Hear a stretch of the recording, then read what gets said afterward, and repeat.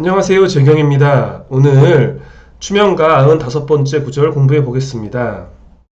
지살 영마 인재 일덕 운수사업 하게 되고 상관식신 태왕 묵격 고인이나 도고로다. 지살이나 영마라는 단어는 익숙하시잖아요. 인수, 재성, 요게 인재고요. 일덕이라는 말이 좀 생소하실 것 같아요. 일덕. 원래 일덕이라는 말은 갑인, 병진, 무진, 경진, 임술일주를 일덕이라고 합니다.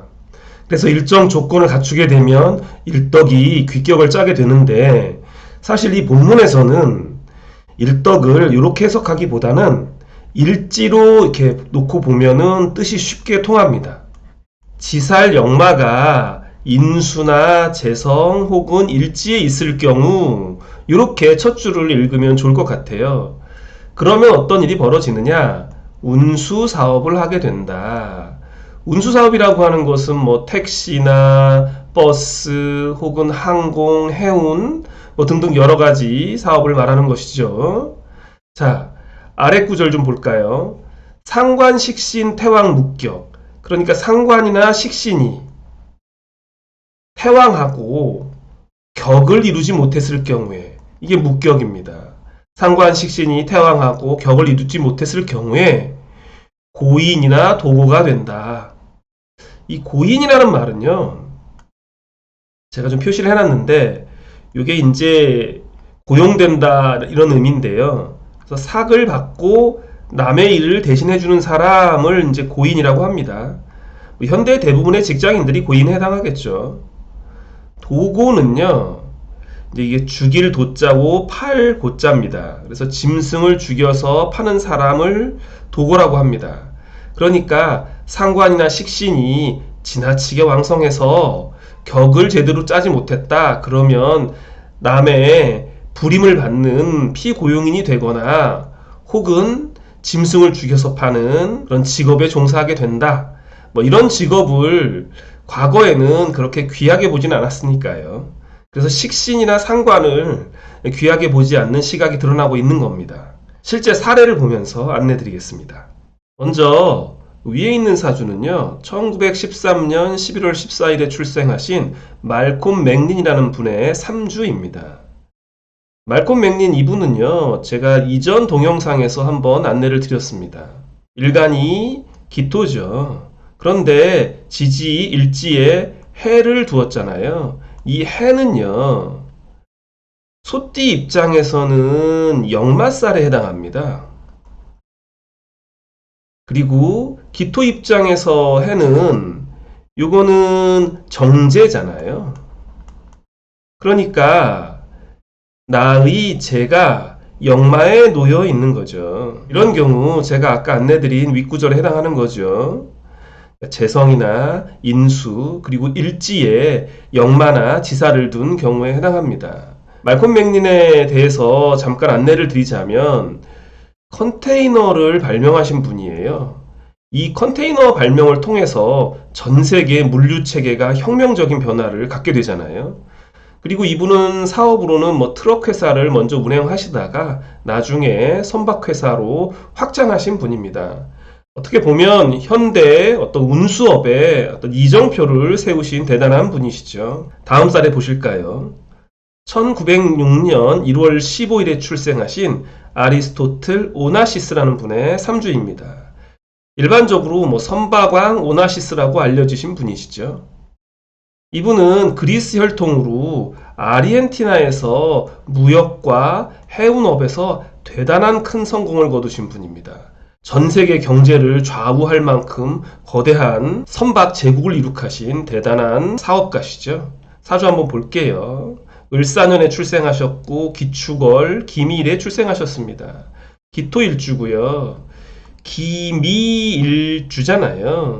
그러니까 기미일주는 그 전에 안내 드렸는데 일종의 양인과 같은 비슷한 성향을 가졌죠. 굉장히 승부욕이 강한 분이겠죠. 자, 뱀띠신데요.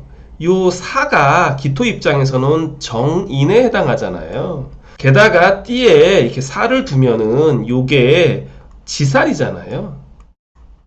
그러니까 나의 정인이 지살에 해당하는 거죠. 그래서 앞서 안내드린 그 윗구절에 해당하고요. 지금 두 가지 사례 안내드렸는데요. 말콤 맥린 그리고 아리스토틀 오나시스, 선박왕 오나시스 사주 안내드렸는데 이 두 분 다 세계 역사에 남을 만한 대단한 운수업에서 성공하신 분들입니다.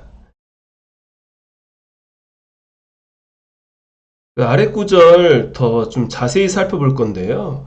내용은 뭐 상관식신 태왕 목격 고의나 도구로다 이런 내용이고요. 앞서 설명드린 것처럼 이 구절에는 상관이나 식신을 좀 귀하게 보지 않는 고전적인 어떤 시선이 좀 포함되어 있습니다. 상관식신이 굉장히 왕성해서 격을 깼다. 그런 경우에는 제대로 크게 자리 잡지 못한다라는 얘기예요. 하지만 고서에 보면 이런 얘기만 있는 것은 아닙니다. 제가 인용을 해놨는데요. 식신유기 승제관이란 말도 있어요. 식신유기 승제관은 식신이 어떤 유기하고, 그러니까 기가 충만하고, 그럴 경우에는 재나 관으로 격을 짠 것을 이기기도 한다. 이런 얘기예요. 최근에는 IT 관련 신흥 부호들 가운데 식상으로 성공한 케이스도 많습니다. 제가 이제 하나의 사례를 가져왔는데요. 1955년 2월 24일 출생하신 스티브 잡스라고 하는 분의 3주입니다. 자, 사주는 뭐 을미, 무인, 병진 이렇게 제가 표시해 놨고요. 잘 아시죠? 애플의 창업주이죠. 혁신의 아이콘으로 알려지신 분이죠. 우리가 근래에 매일매일 사용하는 스마트폰 이런 아이디어를 만들어내신 분이잖아요. 대단하신 분이죠. 3주 한번 볼까요? 병진 일주시고요. 인월에 출생하셨어요. 그래서 격으로는 인수격입니다. 정인격인데 사주에 식상이 매우 왕성하잖아요. 미월, 또 무, 진일, 식신과 상관이 3개나 있잖아요. 격으로 따지면 인수, 용, 식신 국이 되겠죠. 인수격에 식신과 상관을 쓰는 국입니다. 사실 상관식신 태왕 목격 여기에 정확하게 해당되지는 않을 수 있습니다. 뭐 시를 우리가 모르기 때문에도 그렇고요. 하지만 상관이나 식신으로도 이렇게 시대의 아이콘이 된 분도 있잖아요. 그래서 제가 드리고 싶은 말씀은 우리가 어떤 원문 공부를 하고 있는데 원문에 나와 있는 내용을 너무 교조적으로 그대로 따라가시면 좀 현실 통변에서는 어려움을 겪으실 수 있습니다. 정말 이렇게 현대인에게 큰 영향을 준 분이 또 어디 있겠습니까? 식상을 이렇게 왕성하게 쓰시면서요. 자, 오늘 공부는 이 정도 해볼까요?